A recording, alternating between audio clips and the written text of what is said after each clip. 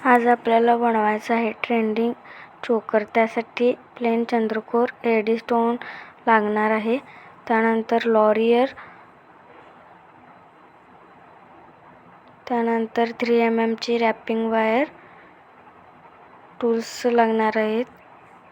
आपल्याला 3 mm ची wrapping wire एक राऊंड होईल एवढं काढून घ्यायचं आहे आणि ते परत आहे असं पॅक करायचं. त्यानंतर वरून मी 4 होल्स सोडून रॅपिंग वायर फिक्स करून घेत आहे. अशा प्रकारे रॅपिंग वायर फिक्स करून घ्यायची आहे फिरवून. त्यानंतर त्यामध्ये आपल्याला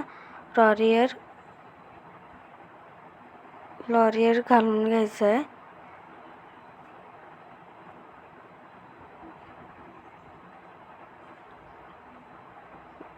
लॉरियर भरपूर लागतील.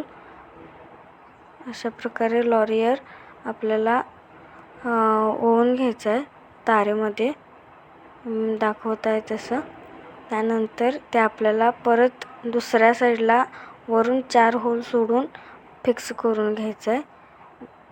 त्या चंद्रकोरला आपल्याला होल्स असतात त्यामधून ते फिक्स करत जायचं आहे.